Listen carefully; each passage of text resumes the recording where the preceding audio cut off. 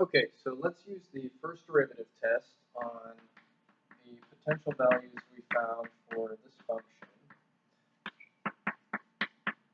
We're going to need its derivative, which we found earlier to be 2/3 times 1 over cube root of x plus 1. Now, something we should note, that the first derivative test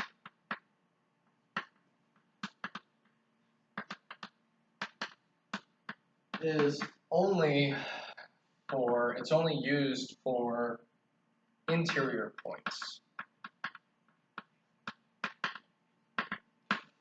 Those endpoints, we can't check a derivative on both sides of an endpoint because it's an endpoint. It doesn't have anything like the -2. This, by the way, this function was defined from -2 to 2 in this problem. This -2 doesn't have anything on the left of it, so we can't check the derivative on both sides of it. So this derivative test, this first derivative test, is only for interior points. So let's make a table here. Let's see, we've got our points that we found earlier, our list of potential extreme values. The two that were not endpoints were -0.3 was the x value, and the other one was 0. So this is where we had our derivative of our function was 0 there, right? I'm not talking about the y-coordinate of this point in the original function. I'm talking about where this critical point or where this extreme value came from, this potential extreme value. It came from setting our derivative equal to 0, and we found this x value through that process. Over here, this one came from our derivative being undefined. Okay. Now what we're going to do is we're going to pick some x value other than -2, because -2 was that endpoint, so why don't we pick -1 there, on the left of -0.3, and we're going to find out if its derivative is positive or negative here. So plug -1 into f prime, and we're getting 2/3 times 1 over cube root of -1. 1 over cube root of -1 is just going to be -1, so 2/3 times -1 is -2/3 plus 1. That's going to be positive. Let me actually work out what I did there. Where do I have room? So I'm saying f prime of -1 is equal to 2/3 times 1 over cube root of -1 plus 1. 2/3 times 1 over cube root of -1. Cube root of -1 is just -1. So I've got 1 over -1 here, which is just the same as -1. So this whole thing just turns into a -1. And then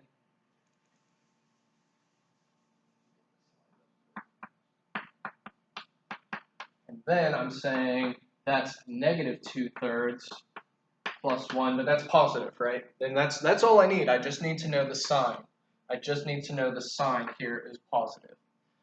Okay, now I need a value here between -0.3 and 0, so I can't pick like 1, for instance, because 1 is not between these two numbers. I need some tiny negative number, like -0.1 or something like that. So now I'm going to check this value the same way that I checked -1. And maybe a calculator would be helpful here. F of -0.1. You can absolutely do this with a calculator. I'm not going to require that you do it without a calculator. Let's see. This is going to be... Let me just do it with a calculator. Okay, so I'm getting a negative value. I'm getting a negative here, just from calculating this with a calculator. I'm getting this is negative, so I'm getting a negative value there. Now I want to check some number on the other side of 0. Is As long as I don't go beyond 2, I can pick whatever I want, so I'm going to pick 1, because that's going to be very easy to calculate. F of 1 is going to be 2/3 times 1 over cube root of 1 plus 1. That's surely going to be positive. So here we go. What does this mean? What does this mean? I've got a potential extreme value here with a positive derivative on the left, so it's going up, then it zeroes out, right? It flattens out, and then it's negative on the right. That means the point, negative 0.3, and the y-coordinate, if you checked from earlier, was 0.1, is a maximum. Because it's going up and then down, so this point must be a maximum. Now here I have the opposite, right? Negative, so it's going down and then up. So this point, with the x-coordinate of 0, and if you look back at what the y-coordinate was at 0, it was 0. 0, 0 is a minimum.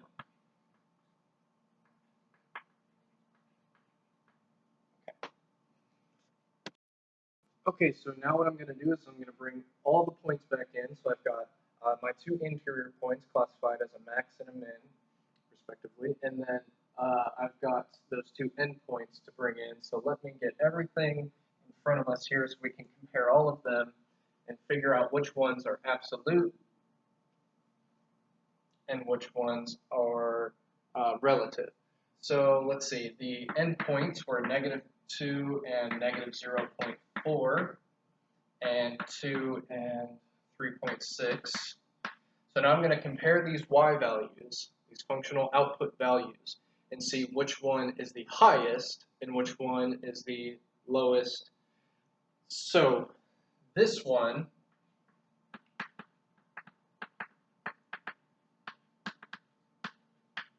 this is the highest value. So this point must be the absolute maximum.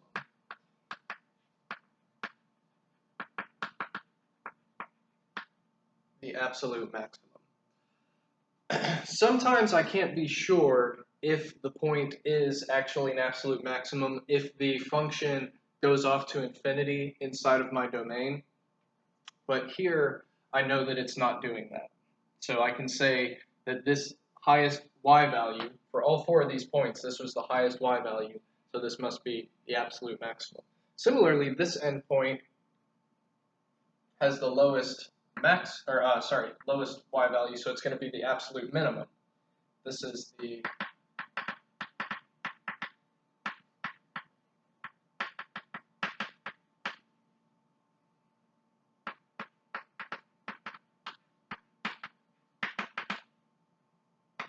must be the absolute minimum.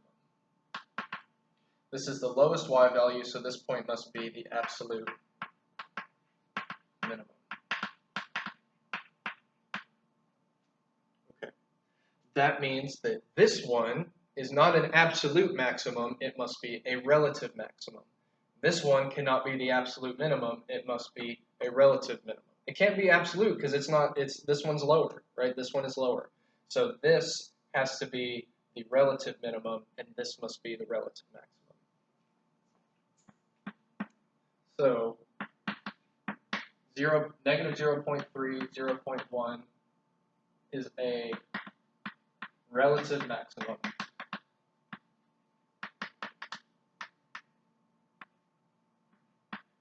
And 0, 0 is a relative minimum.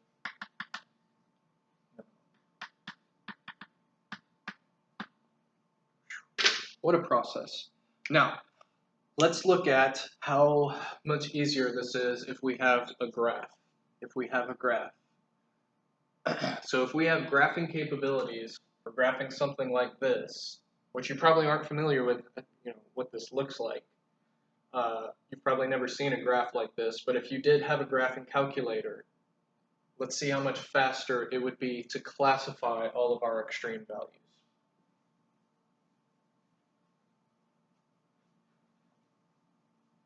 Now you still have to calculate your extreme values.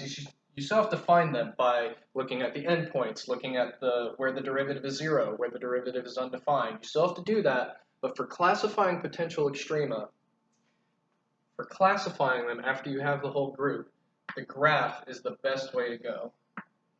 What I'm telling you is, if you have the capabilities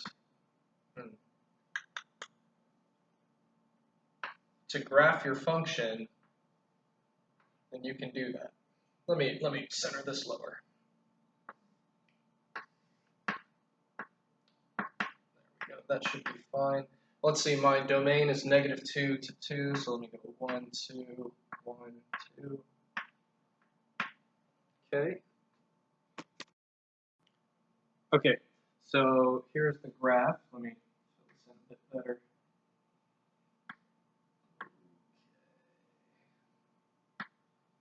All right, this point is the endpoint -2, -0.4. This is just an x-intercept. That's not interesting.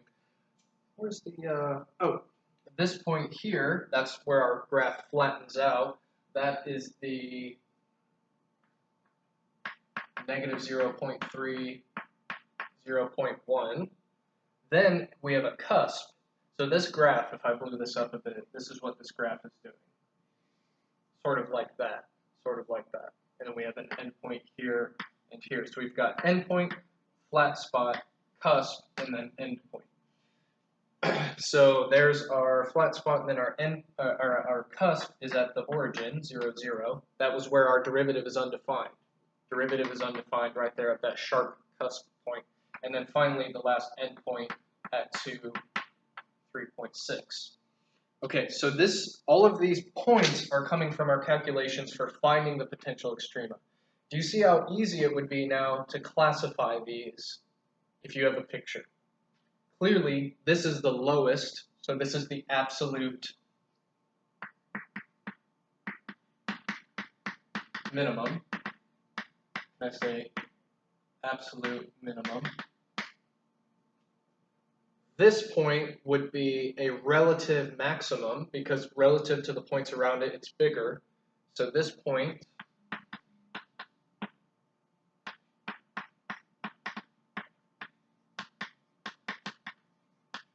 is a relative max. Then we've got our cusp, which is a minimum, but not absolute, right? Because this point's lower. It's a relative minimum. And this is all just coming from the picture. And then finally, this surely is the absolute maximum. It's clearly much higher than all the other points. So that was the 2, 3.6 is a absolute max.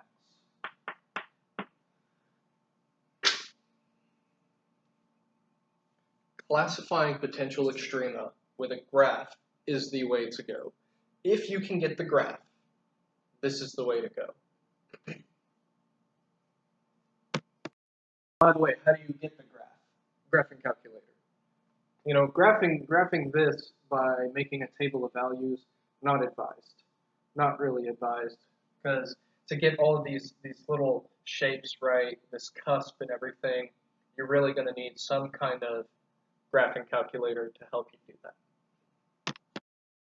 All right, what I'm going to do now, I'm going to work some even problems from the textbook. I gave you odd problems to try. So now I'm going to work some even problems. That way you can still use the odd problems as practice. So this is still 5.1. Number 2. Okay, try to be quick about this. We've got a graph. We've got it going up like this, down. And all we're doing here is classifying. What do they want? They say locate and classify all extrema in each graph. Okay, this point. It's lower than the points around it, but it's not the lowest point, so this is a relative min. This point, it's higher than the points around it. In fact, it's higher than every other point. It's higher than every other point, so I would call this an absolute max. this point, that looks like the lowest point on the graph to me, so I'm going to call this point an absolute minimum. And this point is bigger than the points around it, but it's not the biggest point, so it's a relative max. Okay.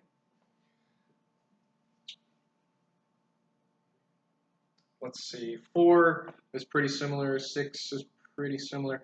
Let me try 8. 8 looks a little weird. 8 has that asymptote in the middle of it. So we've got a function like this, and then we have a function like that. Okay, so clearly this function has no absolute max or min. Why? Because it is unbounded in its y values in both directions.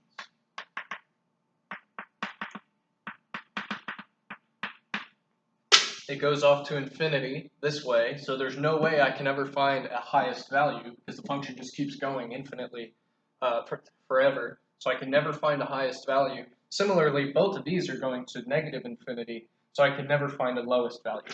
So no hope of finding an absolute max or min. However, I can find some relative max or min.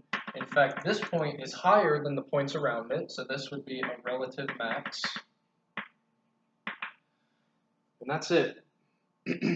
These points around here, they look a little tempting, and maybe even in the picture, they kind of, well, yeah, no. So there's no point here where the function maxes or mins out, right? It's just, if I pick some point here, the points on either side, they're lower and higher, so there's no max or min happening over here.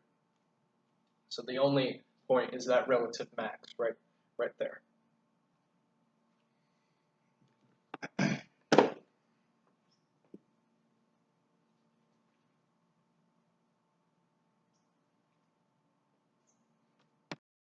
All right, let's try an algebraically defined function. Number 14, 2x, well, f of x equals 2x squared minus 2x plus 3. And they give us a bounded domain, 0 to 3. Okay. I know we're going to have endpoints, so let me go ahead and get those out of the way. F of 0 is going to be 3, and f of 3, so I'm just plugging in 0 into the function. F of 3 will be 2 times 3 squared minus 2 times 3 plus 3. 18 minus 6 plus 3 is going to be 12 plus 3. Okay, 15. That's just the endpoints. Now let's find where our derivative is 0. So I know I'm going fast, but you can always pause, right? You can pause and confirm these numbers. You can confirm that this, in fact, is the derivative, just using the power rule there.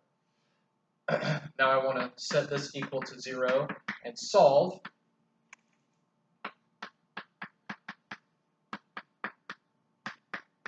So x is equal to 1/2, or 0.5, and I need the y value at that point, 1/2. So let's see, would I have an easier time making this? Well, no, 1/2 is fine. So let's see, 2 times 1/2 squared is 1/4, and then minus 2 times 1/2, and then plus 3. This is going to be 2 times 1/4 is 1/2. 2 times 1/2 is 1. Okay, so this isn't so bad. 1/2 minus 1 is negative 1/2, and then plus 3, that's going to be 5 halves, or 5 halves is 2.5. Okay. Are there any spots where my derivative is undefined? Because remember, I've got to check endpoints, I've got to check where my derivative is 0, and I've got to check where my derivative is undefined. But this derivative is nice and linear. There's no spots where this is going to be undefined. Yes. There's no spots where this is undefined, so these are my only potential extreme values here. Now, okay, I'm going to get rid of this. So I've got the points 0, 3, 3, 15, and 0.5, 2.5. 1/2 is 0.5, and my output was 2.5. Just writing them as decimals. Okay. So now I need to figure out which ones are absolute max mins, relative max mins. But I'm pretty familiar with this shape, right? 2x squared, that's an x squared graph. That's an x squared graph, so I know it's positive, so both sides are pointing up. So since I know the shape of this graph, I think I can get a graph of it fairly easily. I know that I'm going to have a point at 3, 15. Oh, goodness, okay. Well, that's going to be all the way up here somewhere, just really high, right? 3, 15, somewhere all the way up here. Then I've got that's one of the endpoints.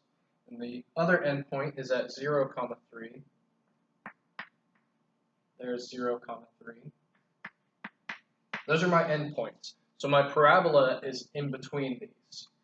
And in fact, I have that flat point in my derivative at 0.5 and 2.5, which is roughly there.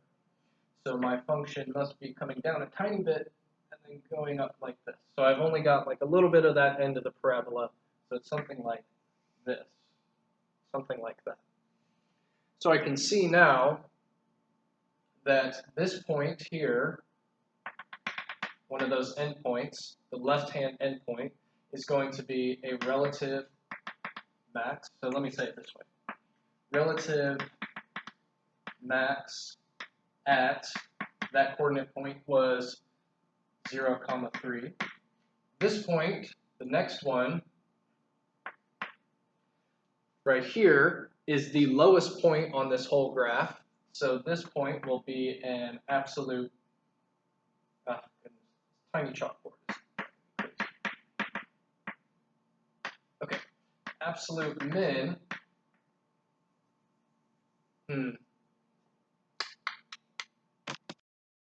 Okay, so I scooted things over to give myself some more room here. So this is 0, 3, and this point here is 0.5, 2.5. Okay, this point is the relative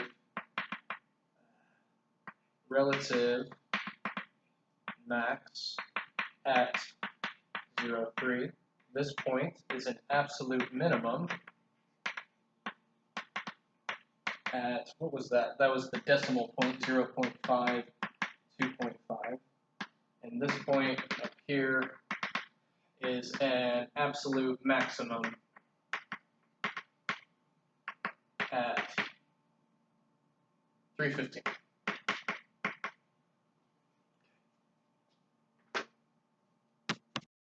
All right, next, number 22. This is a good one. F of x equals 3x to the 4th minus 2x cubed, bounded from -1 to infinity. So that right-hand side is unbounded.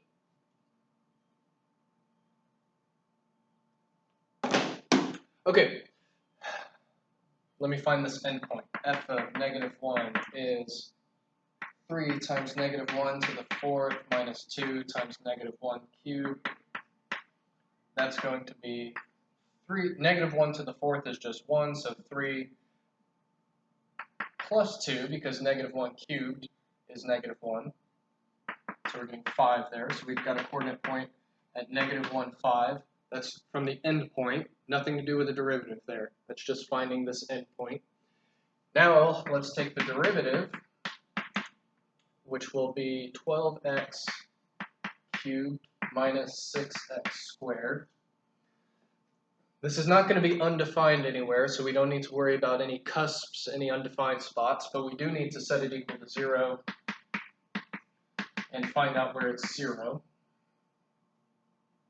Factor out a 6x squared.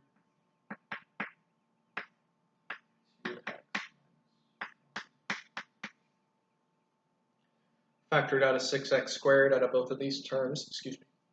Then we can set each of these, let me see down here. Set each of these equal to 0 independently. Solve each of them.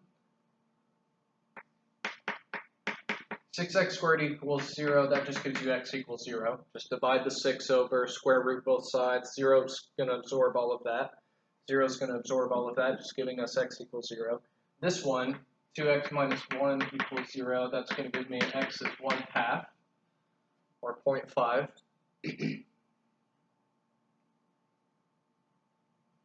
Okay.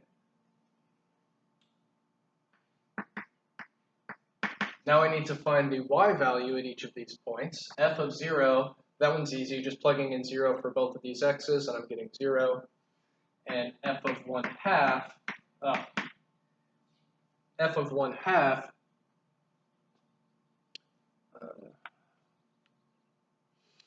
let's just do a calculator. Okay, I'm getting negative 1 over 16, or negative 0.0625. Okay, so I've got 3 coordinate points now.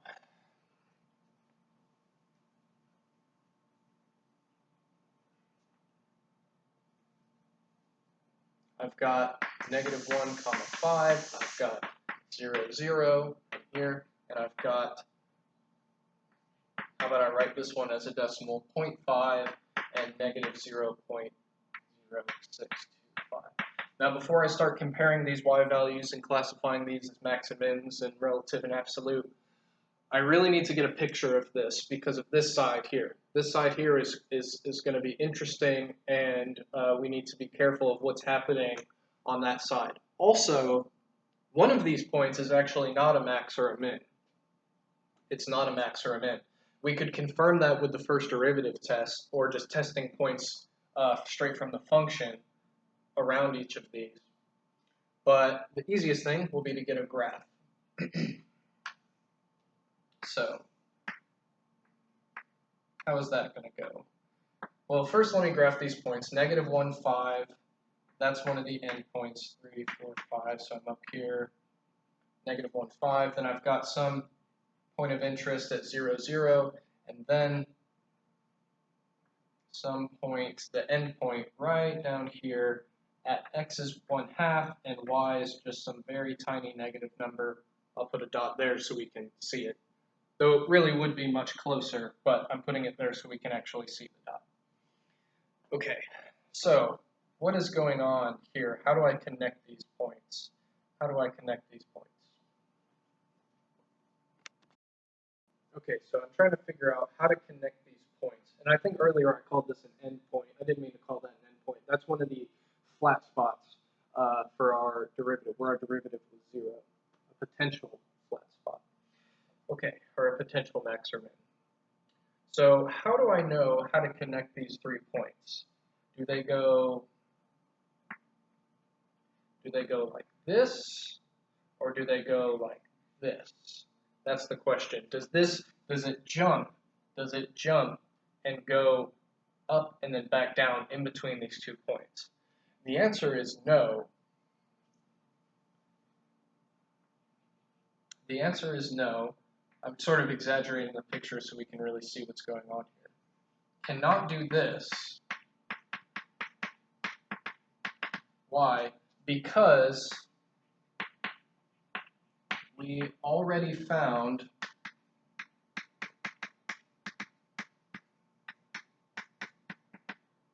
we already found all of the places where our derivative is 0. All of the places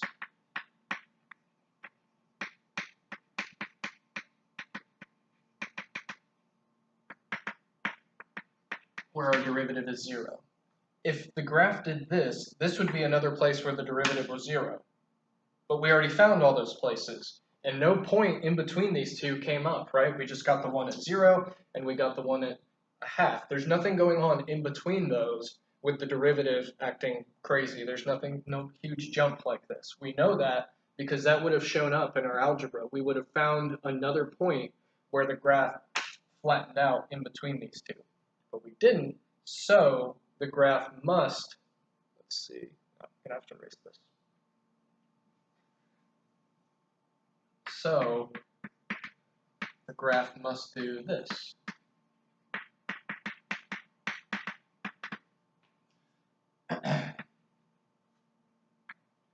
I'm exaggerating it here so we can really see what's going on. It must just keep going straight through that point, just like that. Just like that. It sort of comes down, it flattens out a little bit right there. Let's see if I can get that to look better. It flattens out a little bit at that point at 0, 0, and then it just keeps going down. It doesn't flatten out, turn around, go up, and then turn back around. It just flattens out and then keeps going. So it's coming down, flattens out for a minute, and then keeps going down. What does that mean? This means that point in between is not a max or a min.